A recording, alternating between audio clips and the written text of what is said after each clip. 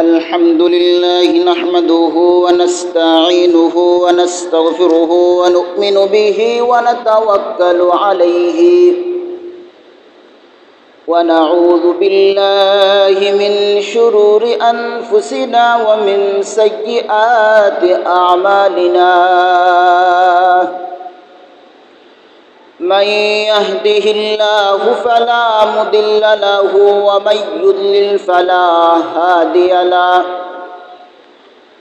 ونشهد أن لا إله إلا الله وحده لا شريك له ونشهد أن سيدنا ومولانا محمدا عبده ورسوله الذي أرسله الله تعالى بالحق بشيرا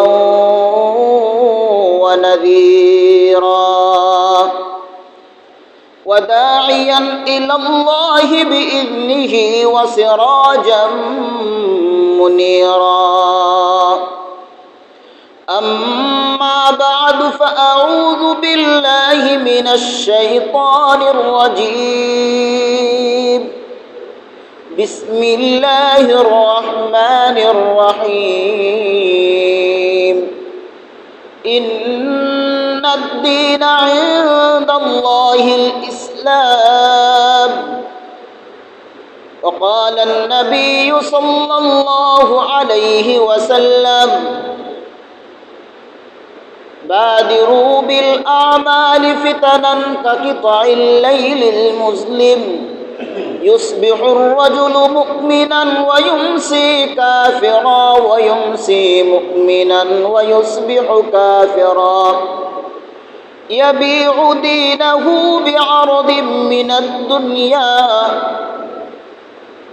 وعن النعمان بن بشير رضي الله تعالى عنه قال قال رسول الله صلى الله عليه وسلم المؤمنون كرجل واحد إن اشتكى عينه اشتكى كله وإن اشتكى رأسه اشتكى كله أو كما قال النبي عليه الصلاة والسلام آمنت بالله صدق الله مولانا العظيم وصدق رسوله النبي الكريم ونحن على ذلك لمن الشاهدين والشاكرين والذاكرين والحمد لله رب العالمين.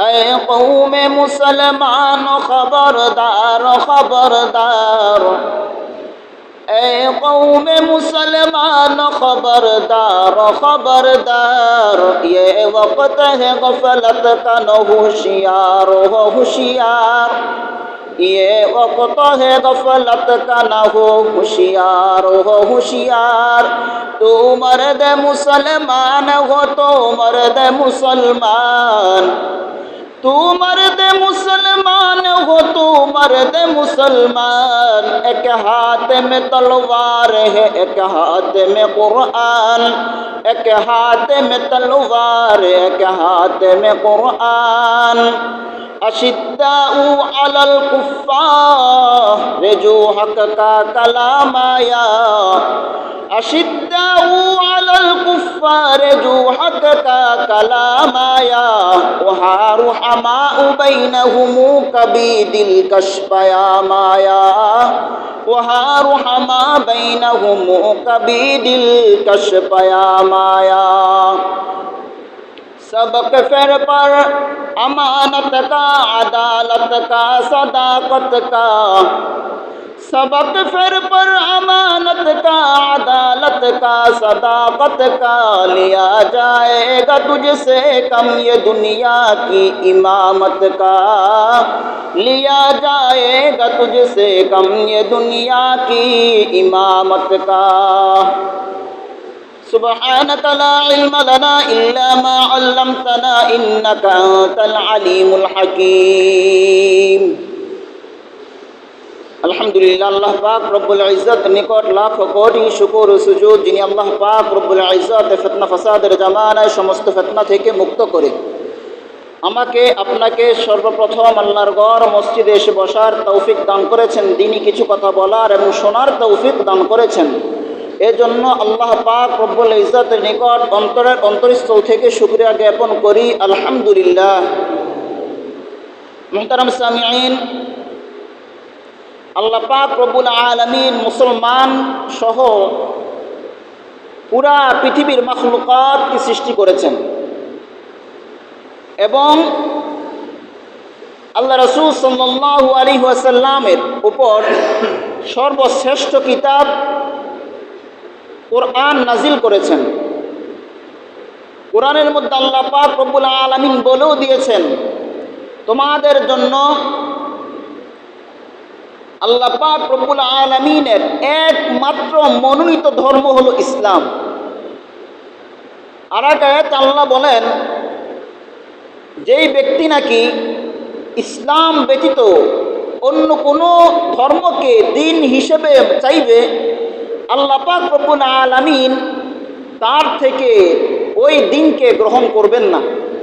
আল্লাহ পাক রব্বুল আলামিনের নিকট একমাত্র গ্রহণযোগ্য মনোনীত ধর্ম হলো ইসলাম ধর্ম। তো আল্লাহ পাক রব্বুল আলামিন আমাদেরকে মুসলমান বানিয়েছেন। মুসলমান বানিয়ে আমাদেরকে অনেক নাজ নেয়ামত, অনেক নেয়ামত দান করেছেন। আল্লাহ পাক রব্বুল আলামিন বলেও দিয়েছেন, লাইন শাকারতুম লাযীদান্নাকুম ওয়া লাইন কাফারতুম ইন্না আযাবি লাশাদীদ। আল্লাহ পাক রব্বুল আলামিন বলেন, লাইন শাকারতুম লাযীদান্নাকুম ওয়া লাইন কাফারতুম ইন্না আযাবি লাশাদীদ। আল্লাহ পাক রব্বুল আলামিন বলে দিয়েছেন, লাইন শাকারতুম লাযীদান্নাকুম, যদি তোমরা শুকরিয়া আদায় করো, আমার কৃতজ্ঞতা প্রকাশ করো, লাযীদান্নাকুম, আমি যে নিয়ামত তোমাদেরকে দিয়েছি নিয়ামতটা আরো বাড়ায় দেব। ওয়া লাইন কাফারতুম ইন্না আযাবি লাশাদীদ, আর যদি কোনো তোমরা আমার নিয়ামতের কৃতজ্ঞতা প্রকাশ না করো, শুকরিয়া আদায় না করো, তাহলে আমি তোমাদের থেকে নিয়ামতকে ছিনিয়ে নিব। আর মনে রাখবা, তোমাদেরকে আযাবে গ্রেফতার করব। আর ইন্না আযাবি লাশাদীদ, আমার আযাব অনেক কঠিন। আমি আল্লাহ যাকে আযাব দেব, ওই আযাব সে সহ্য করতে পারবে না, অনেক কঠিন আযাব। তো আল্লাহ পাক রব্বুল আলামিন আমাদেরকে মুসলমান বানিয়েছেন, নিয়ামত দিয়েছেন। আমাদের উচিত নিয়ামতের কদর করা, নিয়ামতের শুকরিয়া আদায় করা। আর আল্লাহ পাক রব্বুল আলামিন আমাদেরকে যে পথে চলতে বলেছেন, যে কথা বলতে বলেছেন, যে কাজ করতে বলেছেন, আমাদের উচিত সেই পথে চলা, সেই কথা বলা, সেই কাজ করা।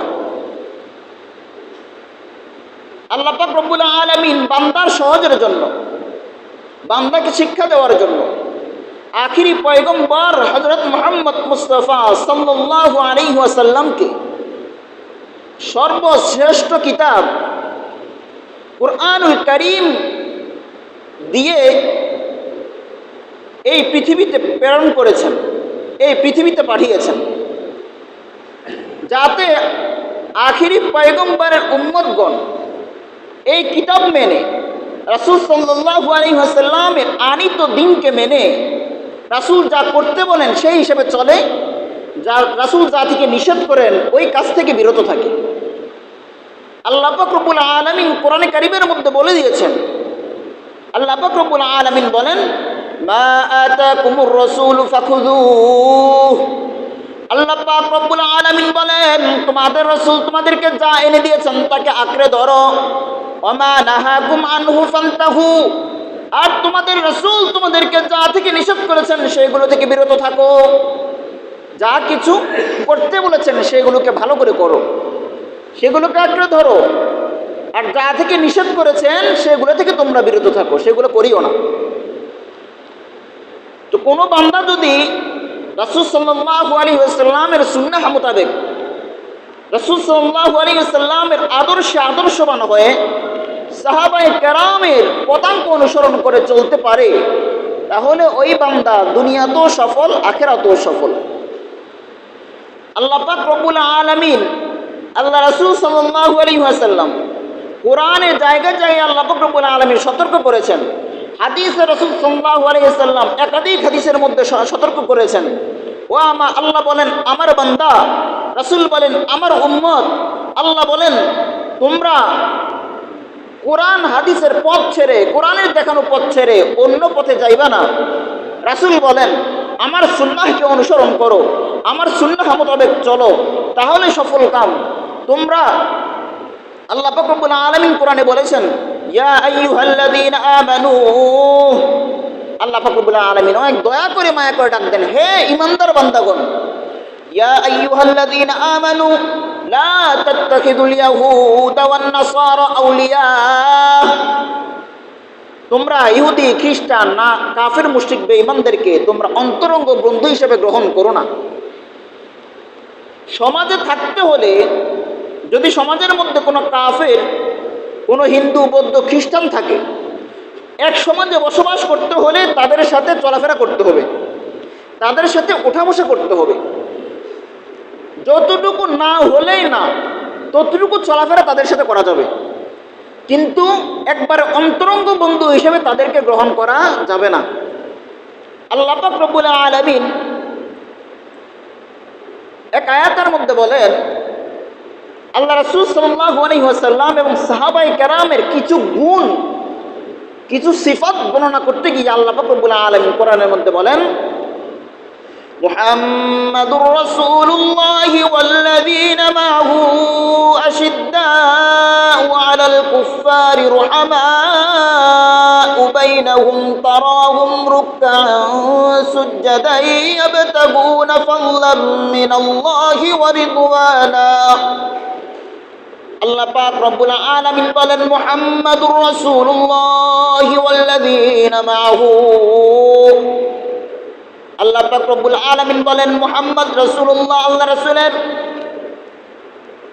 আল্লাহ পাক রব্বুল আলামিনের রাসূল মুহাম্মদ সাল্লাল্লাহু আলাইহি ওয়াসাল্লাম এবং তার সহযোগী যারা আছে, তার সাথী যারা আছে সাহাবায়ে কেরাম, আল্লাহ পাক বলেন আশিদ্দাউ আলাল কুফফার, তারা সবাই কাফেরদের প্রতি ছিল কঠোর, তারা ছিল কাফেরদের প্রতি কঠোর। এখন অনেকে মনে করতে পারে এখন তাদের কাফেরদের প্রতি কঠোর, তারা পরস্পরে কেমন ছিল, তারা পরস্পরে কেমন আচরণ করত। আল্লাহ পাক রব্বুল আলামিন বলেন রুহামাউ বাইনাহুম, তারা পরস্পরে ছিল অনেক বিনয়ী, পরস্পরে ছিল অনেক ভদ্র, পরস্পরে ছিল অনেক নমনীয়, সবার সাথে নরম আচরণ করতেন, সবার সাথে ভালো আচরণ করতেন, সবার সাথে ইনসাফপূর্ণ আচরণ করতেন। কাফেরদের সাথে কঠোর ছিলেন, তার মানে এটা নয় যে কাফেরদের উপর জুলুম করত। কাফেরদের উপর কঠোর ছিলেন মানে হলো তাদের সাথে অন্তরঙ্গ বন্ধুত্ব সৃষ্টি করতো না, তাদের সাথে ইসলামকে বিসর্জন দিয়ে, কোরআন হাদিসকে বিসর্জন দিয়ে, সাহাবায়ে কেরাম আল্লাহ রাসূল সাল্লাল্লাহু আলাইহি ওয়াসাল্লামের আদর্শকে বিসর্জন দিয়ে কাফেরদের আদর্শকে গ্রহণ করবে এমন ছিল না। বরং কোনো কাফের যদি রাসূল সাল্লাল্লাহু আলাইহি ওয়াসাল্লামের উপর, কোনো কাফের যদি আল্লাহর উপর, কোনো কাফের যদি কোরআন হাদিসের উপর কথা বলতো, সাহাবায়ে কেরাম সঙ্গে সঙ্গে তার প্রতিবাদ করতেন, সঙ্গে সঙ্গে তার বিরুদ্ধে কথা বলতেন। এটা হলো সাহাবায়ে কেরাম কাফেরদের উপর কঠোর ছিলেন। কঠোর থাকা মানে জুলুম করতো, ইনসাফ করতো না, এটা না। সাহাবায়ে কেরাম এবং কি আল্লাহ রাসূল সাল্লাল্লাহু আলাইহি সাল্লাম আদর্শ এটাই, সবার উপর ইনসাফ করতে হবে। শুধু মুসলমান দেখে দেখে ইনসাফ করবে এমন না, মুসলমানের উপর ইনসাফ করতে হবে, কাফের মুশরিক যারা আছে ইহুদি খ্রিস্টান হিন্দু বৌদ্ধ তাদের উপরও ইনসাফ করতে হবে। জুলুম কারোর উপর করা যাবে না। কিন্তু ইসলামের প্রশ্নে, কোরআনের প্রশ্নে, হাদিসের প্রশ্নে, আল্লাহর প্রশ্নে, আল্লাহর সম্মানের প্রশ্নে, রাসূল সাল্লাল্লাহু আলাইহি সাল্লামের ইজ্জতের প্রশ্নে কোন কাফের মুশরিক বেদিন ইহুদি বেঈমানদেরকে বিন্দু মাত্র ছাড় দেওয়ার কোনো অবকাশ নাই। আল্লাহ বলেন আশিদ্দাউ আলাল কুফফার, মুহাম্মদ রাসূলুল্লাহ এবং তার সাহাবায়ে কেরামের একটা গুণ হলো তারা কাফেরদের প্রতি ছিল কঠোর। রুহামাউ বাইনাহুম, পরস্পরে ছিল অনেক বিনয়ী, অনেক নরম। আর কি ছিল? আল্লাহ পাক রব্বুল আলামিন বলেন, রুহামাউ বাইনাহুম তারাহুম রুকআন সুজদান ইয়াবতাগুনা ফাদলাম মিনাল্লাহি ওয়া রিদওয়ানা। তুমি যখনই তাদেরকে দেখবা, তাদেরকে দেখতে পাইবা তারা রুকু সিজদা করার মাধ্যমে তথা নামাজের মাধ্যমে আল্লাহ পাক রব্বুল আলামিনের অনুগ্রহ, আল্লাহ পাক রব্বুল আলামিনের দয়া তালাশ করতেছে, দয়া অনুসন্ধান করতেছে, দয়া কামনা করতেছে। তারা মুসিবতে পড়লে, কোনো বিপদে পড়লে কোনো বাবার কাছে যাইতো না, কোনো মুসিবতে পড়লে কোনো খাজা বাবার কদমে সেজদা দিত না, বরং আল্লাহ পাক রব্বুল আলামিনের কদমে সেজদা দিয়ে আল্লাহ পাক রব্বুল আলামিনের কাছে অনুগ্রহ তালাশ করত। এই জন্যই তারা ছিল সফল কাম, এই জন্যই তারা ছিল যুগ শ্রেষ্ঠ মানুষদের অন্তর্ভুক্ত। আল্লাহ পাক রব্বুল আলামিন আমাদেরকে তাদের পরে প্রেরণ করেছেন। রাসূল বলেছেন, আসহাবি কান্নুজুম বিআইয়িহিম ইকতাদাইতুম ইহতাদাইতুম। আমার সাহাবায়ে কেরাম হলো আকাশের নক্ষত্র সমতুল্য, তাদের মধ্য থেকে তোমরা যাকে অনুসরণ করবা, যাকে মানবা, তোমরা সফল কাম হয়ে যাবে, তোমরা হেদায়েত পেয়ে যাইবা। আসহাবি কান্নুজুম বিআইয়িহিম ইকতাদাইতুম ইহতাদাইতুম। আমার সাহাবায়ে কেরাম আকাশের নক্ষত্র সমতুল্য, যাকে অনুসরণ করবা সাহাবায়ে কেরামের মধ্য থেকে তোমরা হেদায়েত পেয়ে যাইবা। সব সাহাবায়ে কেরামকে অনুসরণ করতে হবে বিষয়টা এমন না। একজন সাহাবায়ে কেরামকেও যদি কেউ পূর্ণাঙ্গভাবে অনুসরণ করে, তাহলে সাহাবায়ে কেরাম এমন ছিলেন, তার অনুসরণ করার মাধ্যমে সে জান্নাতে যেতে পারবে। আল্লাহ রাসূল সাল্লাল্লাহু আলাইহি ওয়াসাল্লাম, আল্লাহ পাক রব্বুল আলামিন কোরআনের মধ্যে একাধিক জায়গায় রাসূল সাল্লাল্লাহু আলাইহি ওয়াসাল্লাম একাধিক হাদিসের মধ্যে সাহাবায়ে কেরামের ফজিলত, সাহাবায়ে কেরামের গুনাহগুণ বর্ণনা করেছেন। সারা পৃথিবীর মধ্যে বর্তমানে আল্লাহর মনোনীত ধর্ম একমাত্র ইসলাম। আল্লাহ রাসূল সাল্লাল্লাহু আলাইহি ওয়াসাল্লামের প্রেরণ করার মধ্য দিয়ে, আল্লাহ রাসূল সাল্লাল্লাহু আলাইহি ওয়াসাল্লামের আবির্ভাব হওয়ার পরেই আল্লাহ রাসূল সাল্লাল্লাহু আলাইহি ওয়াসাল্লামের আগে যত ধর্ম ছিল, যত আসমানি কিতাব ছিল, সব রহিত হয়ে গেছে। আল্লাহ রাসূল সাল্লাল্লাহু আলাইহি ওয়াসাল্লাম চলে এসেছেন মানে হলো আগের সব ধর্ম রহিত, আগের সব ধর্ম বাতিল। এখন থেকে আখিরি পয়গম্বর হযরত মুহাম্মদ মুস্তাফা সাল্লাল্লাহু আলাইহি ওয়াসাল্লামের ধর্ম চলবে। এখন থেকে আখিরি পয়গম্বর হযরত মুহাম্মদ মুস্তাফা সাল্লাল্লাহু আলাইহি ওয়াসাল্লামের কথা দেখানোর পথে চলতে হবে। প্রতিটা মুমিন, এটাই প্রতিটা মুমিনের কর্তব্য। মুসলমানের দেশের মধ্যে, মুসলমানের সমাজের মধ্যে মুসলমান প্রাধান্য পাবেন, কোরআন হাদিসের পথ, কোরআন হাদিসের ইলম, কোরআন হাদিসের আদেশ নিষেধ প্রাধান্য পাবে, এটাই তো স্বাভাবিক। কিন্তু আজকে আমাদের সমাজের মধ্যে ইহুদি, খ্রিস্টান, ইংরেজ, পশ্চিমাদের চিন্তা চেতনা, তাদের আদর্শ এত বিস্তার লাভ করেছে, মুসলমানের সমাজের মধ্যে কোরআন হাদিসের আদেশ নিষেধ, কোরআন হাদিসের হুকুম বাস্তবায়ন করা সম্ভব হচ্ছে না। বরঞ্চ মুসলমানের সমাজের মধ্যে 90% দাবিদার মুসলমান রাষ্ট্রের মধ্যে মুসলমানের কোরআন হাদিসের হুকুম বাস্তবায়ন না হয়ে হিন্দু, বৌদ্ধ, খ্রিস্টান, কাফের, মুশরিক, বেঈমানদের আদর্শ বাস্তবায়ন হচ্ছে। আপনি ভাবতে পারেন না, বাংলাদেশ সর্ববৃহৎ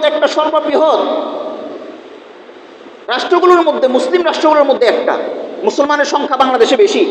সেই হিসাবে বিধর্মী যত জন আছে, যত রাষ্ট্র আছে, সব রাষ্ট্রের চোখ হলো বাংলাদেশের দিকে।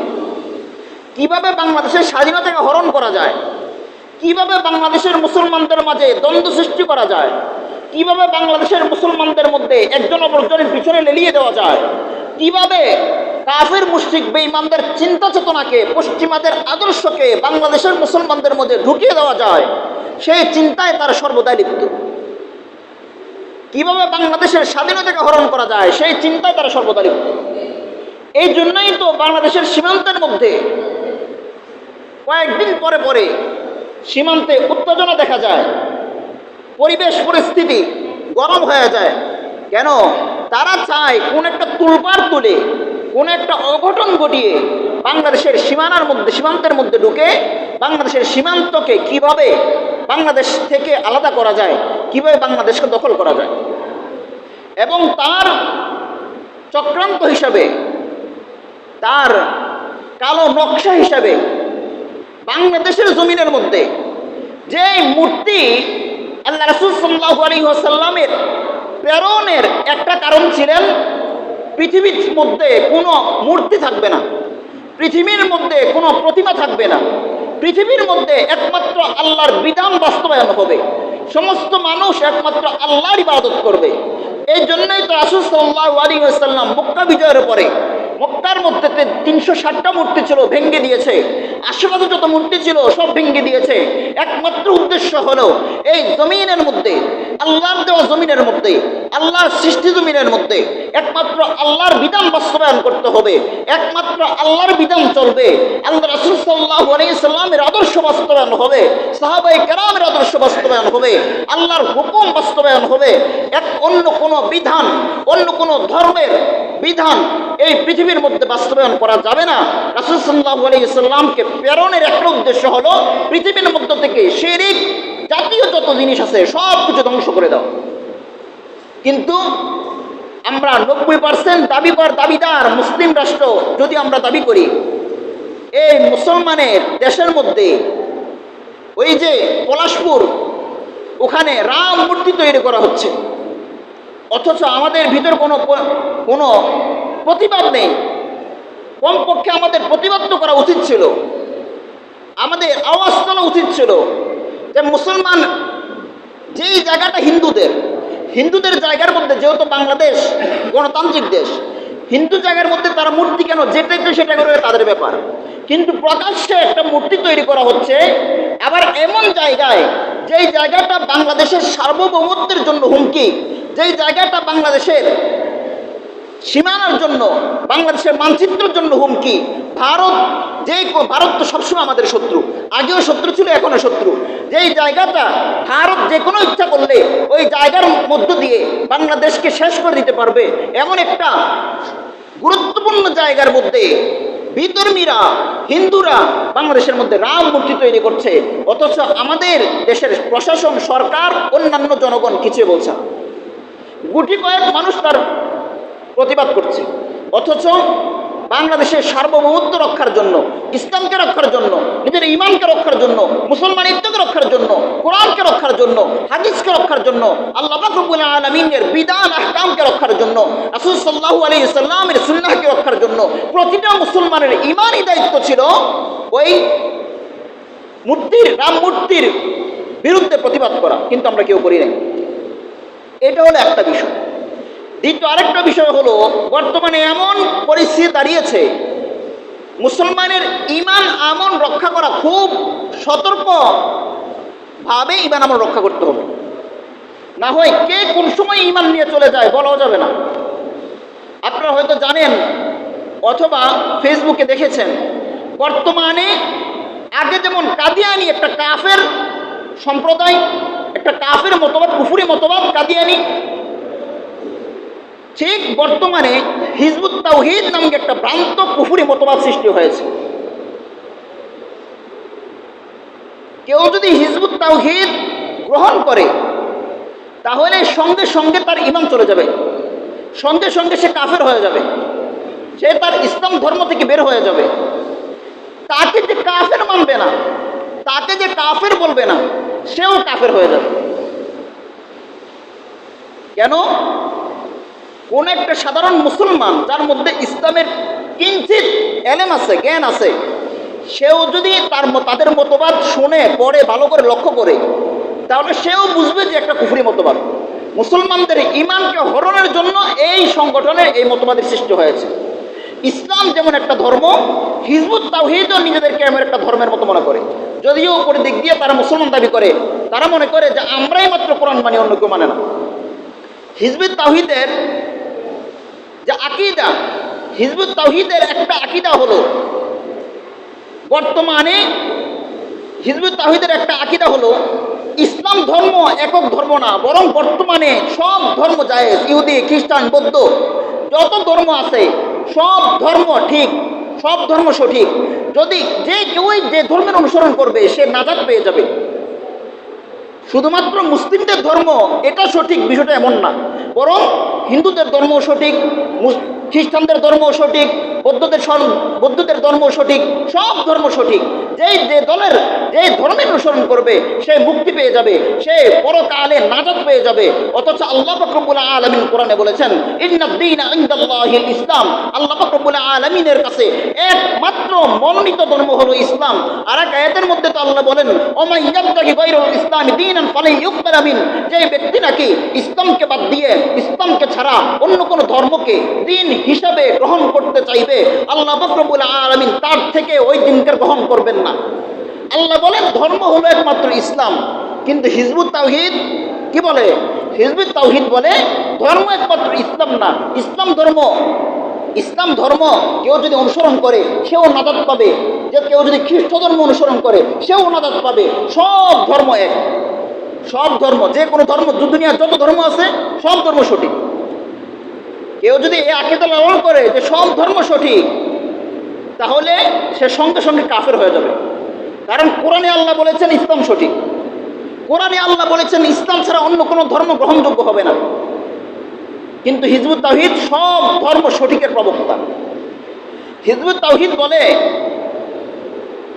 যে আল্লাহ পাক রব্বুল আলামিন শয়তানকে চ্যালেঞ্জ দিয়েছিলেন যে দুনিয়াতে যাওয়ার পরে, শয়তান আল্লাহ পাক রব্বুল আলামিনকে চ্যালেঞ্জ দিয়েছিলেন দুনিয়াতে যাওয়ার পরে আমি আপনার সব উম্মতকে গোমরাহ করে ফেলবো। হিজবুত তাওহীদ বলে যে বর্তমানে আমরা দেখতেছি অনেক মানুষ বিপদগামী, অনেক মানুষ পথভ্রষ্ট। অতএব আল্লাহ যেহেতু আল্লাহর বান্দাদেরকে সঠিক দিনের উপর রাখতে পারেন নাই, শয়তানে তাদেরকে গোমরাহ করে ফেলছে, অতএব আল্লাহ পাক রব্বুল আলামিন শয়তানের কাছে পরাজিত হয়েছেন। নাউজুবিল্লাহ। হিজবুত তাওহীদের একটা মতবাদ হলো আল্লাহ পাক রব্বুল আলামিন শয়তানের কাছে পরাজিত হয়েছেন। অথচ আল্লাহ পাক রব্বুল আলামিন সর্বশক্তিমান, আল্লাহ পাক রব্বুল আলামিন সর্বশ্রেষ্ঠ। কোন শয়তান কেন, পৃথিবীতে এমন কেউ নাই যে আল্লাহ পাক রব্বুল আলামিনকে পরাজিত করবে। হিজবুত তাওহীদ বলে ইসলাম, পৃথিবীর মধ্যে কোনো ধর্মের প্রয়োজন নাই, ধর্ম হলো একটা, সেটা হলো মানব ধর্ম, মানবতা, যার মধ্যে মানবতা থাকবে। একজন নাস্তিক হিজবুত তাওহীদের যে বর্তমান ইমাম আছে তাকে প্রশ্ন করেছে যে আপনি কি আমাকে নাস্তিক মনে করেন? হিজবুত তাওহীদের ইমাম বলতেছে আমি আপনাকে নাস্তিক কেন মনে করব? অথচ ওই নাস্তিকটা ফেসবুকের মধ্যে এসে ভিডিও লাইভে কোরআনের পাতাগুলোকে ছিঁড়ে ফেলে দিয়েছে, আল্লাহ পাক রব্বুল আলামিনের শানে কটূক্তি করেছে, রাসূল সাল্লাল্লাহু আলাইহি ওয়াসাল্লামের শানে গুস্তাখি করেছে। এত কিছু করার পরেও সে হিজবুত তাওহীদের ইমামকে জিজ্ঞাসা করছে যে আপনি কি আমাকে নাস্তিক মনে করেন? সে বলে না, আপনার মধ্যে নাস্তিকতার কোনো আলামত নাই। অথচ নাস্তিক কোরআন ছিঁড়ে ফেলেছে, এটাকে নাস্তিক হওয়ার জন্য যথেষ্ট না। কোরআন শরীফের পাতা ছিঁড়ে ফেলে দিয়েছে, যে ব্যক্তি কোরআনকে অপমান করবে সে তো নাস্তিক। কিন্তু হিজবুত তাওহীদের ইমাম বলতেছে যে আপনাদের মধ্যে তো নাস্তিক হওয়ার কোনো আলামত নাই। হিজবুত তাওহীদের ইমাম তারা মনে করে বর্তমানে যে ধর্ম আছে এই ধর্ম সঠিক ধর্ম না, বর্তমানে যে ইসলাম ধর্ম আছে এটা সঠিক ধর্ম না, এটা বিকৃত ধর্ম। তারা মনে করে শুধু হিজবুত তাওহীদের এই সংগঠনের মধ্যে যারা যুক্ত তারাই প্রকৃত মুসলমান, এছাড়া বিশ্বের সকল ধর্মের সকল মানুষ তারা কাফের। হিজবুত তাওহীদের মধ্যে যারা যোগ দিয়েছে তারা মুসলমান, আর হিজবুত তাওহীদের বাইরে যারা আছে তারা কাফের। এটা আমার বানানো কথা নয়, তাদের কিতাবের মধ্যে এটা লেখা আছে। তারা মনে একমাত্র নাজাত প্রাপ্ত দল হলো হিজবুত তাওহীদ, এছাড়া বাকি যারা আছে তারা কাফের। অথচ আল্লাহ রাসূল সাল্লাল্লাহু আলাইহি ওয়াসাল্লামের হাদিস আছে, রাসূল বলেন আমার উম্মত কিয়ামত পর্যন্ত সরল ও সঠিক পথে থাকবে। আমার উম্মত কিয়ামত পর্যন্ত সরল ও সঠিক পথে থাকবে। এর মানে হলো আমার উম্মতের বড় একটা অংশ সরল ও সঠিক পথে থাকবে। রাসূল সাল্লাল্লাহু আলাইহি ওয়াসাল্লামের আরেকটা হাদিস আছে, রাসূল বলেন যে ইসলাম যেটা আছে সেটা অবিকৃতভাবে কিয়ামত পর্যন্ত থাকবে, এবং আমার উম্মতের একটা দল কিয়ামত পর্যন্ত সঠিক দ্বীনের উপর থেকে তারা জিহাদ চালিয়ে যাবে। এখন আল্লাহ রাসূল বললেন আমার উম্মতের একটা দল সঠিক দ্বীনের উপর থেকে কিয়ামত পর্যন্ত জিহাদ চালিয়ে যাবে। কিন্তু হিজবুত তাওহীদ বলতেছে বর্তমানে যে ইসলাম আছে সেটা বিকৃত ইসলাম, সঠিক ইসলাম না। একমাত্র হিজবুত তাওহীদ যেটা আছে সেটাই সঠিক। হিজবুত তাওহীদ যে প্রতিষ্ঠাতা বাইজিদ খান পন্নী বলে যে আমি আল্লাহর পক্ষ থেকে প্রেরিত, আমি আল্লাহর পক্ষ থেকে প্রেরিত।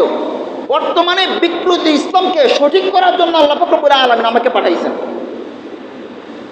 হিজবুত তাওহীদ মনে করে, হিজবুত তাওহীদ এমন এমন কথা বলে সাধারণ মানুষ যদি চিন্তা না করে তাহলে মনে করবে ঠিকই তো বলতেছে, আমাদের সমাজের কথা বলতেছে, রাষ্ট্রের কথা মিডিয়ার সামনে জনগণের সামনে তুলে ধরছে।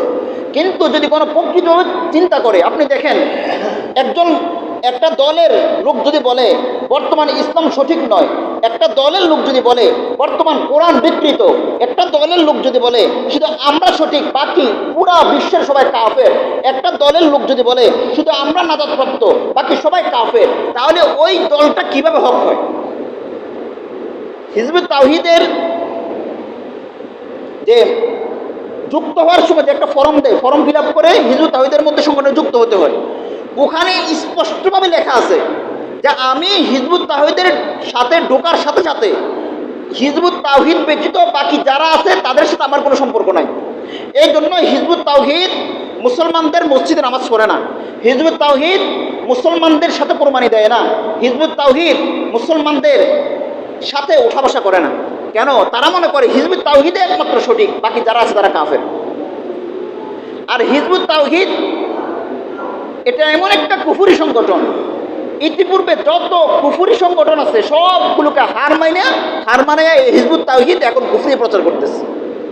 সাধারণ মুসলমান তাদের নামাজের যে সুরত, একটা হাদিস আছে রাসূল সাল্লাল্লাহু আলাইহি ওয়াসাল্লাম, তারা হাদিস মানে না, তারা শুধু কোরআন মানে। তাদেরকে যদি বলা হয় যে নামাজ পড়তে হবে ধীরস্থিরভাবে, নামাজ পড়তে হবে এভাবে, তারা বলে কোথায়? কোরআনে তো নাই। আল্লাহ পাক রব্বুল আলামিন বলেছেন নামাজ পড়ো, কিন্তু কিভাবে নামাজ পড়তে হবে সেটা তো বলে নাই। তাদের নামাজ পড়ার দৃশ্য দেখলে ছোট বাচ্চারা পর্যন্ত হাসবে, এভাবে নামাজ পড়ে। তারা কেন এভাবে নামাজ পড়ে? তারা বলে যে নামাজ একটা ট্রেনিং, নামাজের মাধ্যমে যুদ্ধের ট্রেনিং দেওয়া হয়, নামাজের মাধ্যমে জিহাদের ট্রেনিং দেওয়া হয়, অতএব এমনভাবে আমরা নামাজ পড়বো যাতে আমাদের ট্রেনিং হয়ে যায়। অথচ এক সাহাবী মসজিদে এসে নামাজ পড়তেছে, নামাজ তাড়াহুড়ো করে পড়ে ফেলছে। এই জন্য আল্লাহ রাসূল সাল্লাল্লাহু আলাইহি ওয়াসাল্লাম বলেন কুম ফাসাল্লি ফাইন্নাকা লাম তুসাল্লি, তুমি নামাজ পড়ো, কেননা তুমি নামাজ পড়ো নাই। অথচ এই লোকটা একটু আগে নামাজ পড়ছে। আল্লাহ রাসূল বলতেছে তুমি নামাজ পড়ো, কেননা তুমি নামাজ পড়ো নাই। ওই লোকটা আবার নামাজ পড়ছে। রাসূল সাল্লাল্লাহু আলাইহি ওয়াসাল্লাম বলেন কুম ফাসাল্লি ফাইন্নাকা লাম তুসাল্লি, তুমি দাঁড়াও, আবার নামাজ পড়ো, তুমি নামাজ পড়ো নাই। লোকটা দ্বিতীয়বার নামাজ পড়ছে, তারপরে আল্লাহ রাসূল বলতেছে তুমি নামাজ পড়ো, তুমি নামাজ পড়ো নাই। লোকটা তৃতীয়বার আবার নামাজ পড়ছে। রাসূল সাল্লাল্লাহু আলাইহি ওয়াসাল্লাম বলেন কুম ফাসাল্লি ফাইন্নাকা লাম তুসাল্লি, তুমি নামাজ পড়ো, তুমি নামাজ পড়ো নাই। ওই লোকটা আবার বলতেছে ইয়া রাসূলুল্লাহ, প্রথমবার, দ্বিতীয়বার, তৃতীয়বার, তিনবার নামাজ পড়লাম, তারপরও আপনি বলতেছেন আমি নামাজ পড়ি না, নামাজ হয় নাই। কিভাবে নামাজ পড়তে হয় আপনি শিখাই দেন। তখন আল্লাহ রাসূল সাল্লাল্লাহু আলাইহি ওয়াসাল্লাম শিখাই দিয়েছেন নামাজ পড়তে হয় ধীরস্থিরভাবে, নামাজ পড়তে হয় খুশুখুজুর সাথে, নামাজ পড়তে হয় অন্তরকে হাজির রেখে। কিন্তু তারা নামাজ যে সিস্টেমে নামাজ পড়ে, আপনি ইউটিউবে সার্চ করে দেখেন, তারা যে সিস্টেমে নামাজ পড়ে ছোট বাচ্চা সেও হাসবে। এই জন্য সবার অন্তরের মধ্যে তারা কখনো কোনো আলেমের কাছে যায় না, কোনো হক্কানি আলেমের দরবারে তারা যায় না। তাদেরকে বারবার বলা হচ্ছে আমাদের সাথে বসেন, কোরআন হাদিসের প্রয়োজন নেই, আপনাদের লিখিত কিতাব থেকে আমরা প্রমাণ করে দেবো যে আপনারা কাফের, আপনারা মুরতাদ। কিন্তু তারা আলেমদের সাথে বসে না। তারা বারবার সাধারণ মানুষ যারা আছে তাদেরকে সুন্দর সুন্দর কথা বলে তাদেরকে প্রতারণার মধ্যে ফেলে, প্রতারণার জালের মধ্যে ফেলে তাদেরকে মুরতাদ বানিয়ে দিচ্ছে, কাফের বানিয়ে দিচ্ছে। অথচ কোনো ইসলামের পণ্ডিত যারা আছে, আলেম যারা আছে তাদের সাথে কখনো বসে না। তাদের সাথে বসলে বলে, যদি বলে আমাদের সাথে বসেন, তখন তারা বলে আমরা তো তোমাকে মুমিনে মনে করি না। ওই যে ওরা মনে করে যে আমরা হিজবুত তাওহীদ যারা আছে তারাই মুমিন, বাকি সবাই কাফের। ওরা মনে করে আমি যে তোমাদেরকে মুমিনে মনে করি না, কেন বলবো তোমাদের সাথে। এই জন্য এটা খুব সমাজের মধ্যে, যে আমাদের পাশে নোয়াখালী, ফেনী, এখনো পর্যন্ত চলে আসছে হিজবুত তাওহীদের মতো মতবাদ। এই জন্য সবাই অন্তরের মধ্যে এটা গেঁথে নেন যে হিজবুত তাওহীদ কাফের, হিজবুত তাওহীদ কাফের। তাদেরকে যারা কাফের মনে করবে না তারাও কাফের। হিজবুত তাওহীদের মধ্যে, হিজবুত তাওহীদ ইসলামের গণ্ডি থেকে বেরিয়ে গেছে, তাদেরকে যারা কাফের মনে করবে না, সেই দলে যারা যুক্ত হবে তারাও ইসলামের গণ্ডি থেকে বের হয়ে যাবে। বর্তমানে ওলামায়ে কেরাম, শুধু ওলামায়ে কেরাম কেন, সমস্ত মুসলমানের ইমানের দাবি, মুসলমানদের ইমান আমল আকীদা রক্ষা করতে হলে বাংলাদেশের মধ্যে হিজবুত তাওহীদকে কাফের হিসাবে একটা নিষিদ্ধ সংগঠন হিসাবে ঘোষণা করতে হবে। আর না হয় ওই যে 2013 সালে নাস্তিক ব্লগারদেরকে বিরুদ্ধে আল্লাহ রাসূলের সম্মান রক্ষা করার জন্য, কোরআনের সম্মান রক্ষা করার জন্য, হাদিসের সম্মান রক্ষা করার জন্য, যেমন নাকি প্রতিটা মুসলমান, প্রতিটা আলেম, প্রতিটা ঘর থেকে তাওহীদের জন্য তারা রাস্তায় নামছে, বর্তমানে হিজবুত তাওহীদ তাদের যে উগ্রতা দেখাচ্ছে, মুসলমানদের ইমান আমল রক্ষা করতে হলেও প্রতিটা মুসলমানকে প্রয়োজনে রাস্তায় নামতে হবে। প্রতিটা মুসলমানকে রাস্তায় নেমে হলেও নিজের ইমান আমলকে হেফাজত করতে হবে। আর আমরা কখনোই ওলামায়ে কেরাম এবং ধর্মপ্রাণ মুসলিম তাওহীদি জনতা কখনোই আমাদের সামনে ইমান আমলকে, আমার মুসলমান ভাইদের ইমান আমলকে হরণ করা হচ্ছে, আমরা এটা কখনো বরদাস্ত করব না। এজন্য আমি আপনাদেরকে বলে দিলাম, হিজবুত তাওহীদ কাফের। যারা আপনারা যেখানে যাবেন, কেউ যদি না জানে তাদেরকে বলে দিবেন হিজবুত তাওহীদ কাফের। যদি কেউ না মানে তাহলে আলেমদের কাছে নিয়ে আসবেন। তাদেরকে কাফের প্রমাণ করার জন্য, তাদেরকে কাফের প্রমাণ করার জন্য কোরআন হাদিসের প্রয়োজন নাই, তাদের কিতাব থেকেই তাদেরকে কাফের প্রমাণ করা যাবে। আমার কাছে তাদের 30টার উপরে, তাদের প্রকাশনা থেকে বের হওয়া প্রকাশিত 30টার উপরে তাদের কিতাব আছে PDF আমার মোবাইলে। কেউ যদি বিশ্বাস না করে তাহলে আমাদের কাছে আসতে বলবেন, আমরা একবারে তাদের কিতাব থেকে তারা যে কাফের, তাদের ইসলামের গণ্ডি থেকে বের হয়ে গেছে, তাদের কিতাব থেকে প্রমাণ করে দেব যে তারা কাফের। এর জন্য আমরা তাদেরকে সতর্কভাবে শুনিয়ে দিতে চাই আপনাদের মাধ্যমে যে বাংলাদেশের মধ্যে হিজবুত তাওহীদের মতো একটা নিষিদ্ধ কুফরি শক্তি, কুফরি মতবাদকে বাংলাদেশের মধ্যে নিষিদ্ধ করতে হবে। আমরা তো বলি जाबाज़ है हम मार के या मर के हटेंगे, जाबाज़ है हम मार के या मर के हटेंगे, मैदान में आया है तो कुछ करके जाएंगे, जाबाज़ है हम मार के या मर के हटेंगे, मैदान में आया है तो कुछ करके जाएंगे। আমরা জাবাজ যোদ্ধা, জীবন বিলিয়ে হলেও আমরা ইসলামকে রক্ষা করি। আমরা হয়তো মেরে অথবা মরে তারপরে রাস্তা থেকে সরব। ইসলামের প্রশ্নে, দিন পর দিন রক্ষার প্রশ্নে কারোর সাথে কোনো আপোষ নাই। যেহেতু আমরা ময়দানে নেমেছি, কিছু না কিছু করেই তারপরে যাব। অতএব আজকে 2টা বিষয় নিয়ে বললাম। একটা হলো, আমরা তো এমন মুসলমান সব সময় মানে সামরিক প্রশিক্ষণ নিয়ে সব সময়, সাহাবায়ে কেরাম এমন ছিলেন সব সময় তাদের সাথে অস্ত্র থাকতো, সব সময় তারা জিহাদের প্রস্তুতি নিয়ে থাকতেন। এবং রাসূল সাল্লাল্লাহু আলাইহি ওয়াসাল্লামের একটা হাদিস আছে, রাসূল বলেন, আমার যে উম্মতের মধ্যে জিহাদের তামান্না থাকবে না, ওই উম্মত ইহুদি হয়ে মরক অথবা নাসারা হয়ে মরক আমার কোনো দেখার বিষয় না। প্রতিটা মুমিনের অন্তরের মধ্যে জিহাদের তামান্না থাকতে হবে। বাংলাদেশের সীমান্ত আজকে প্রশ্নবিদ্ধ, বাংলাদেশের রাষ্ট্র আজকে প্রশ্নবিদ্ধ, মুসলমানরা আজকে প্রশ্নবিদ্ধ। এই যে রাম মূর্তি তৈরি হচ্ছে, এটা বাংলাদেশের স্বাধীনতাকে হরণের একটা কালো নকশা। এই বিষয়ে আমাদের সতর্ক থাকতে হবে। দ্বিতীয় বিষয় বললাম, হিজবুত তাওহীদ যারা আছে তারা কাফের, তাদেরকে যারা কাফের মানবে না তারাও কাফের। এই বিষয়ে আমাদের সতর্ক থাকতে হবে। যারা এই বিষয়ে জানে না তাদেরকেও জানাই দিতে হবে হিজবুত তাওহীদ কাফের, তাদেরকে যারা কাফের মানবে না তারাও কাফের। কাদিয়ানীরা কাফের, তাদেরকে যারা কাফের মানবে না তারাও কাফের। আল্লাহ পাক রব্বুল আলামিন যে কথাগুলো বললাম, এই কথাগুলো আমাকে আপনাকে সকলকে আমল করার তৌফিক দান করুন।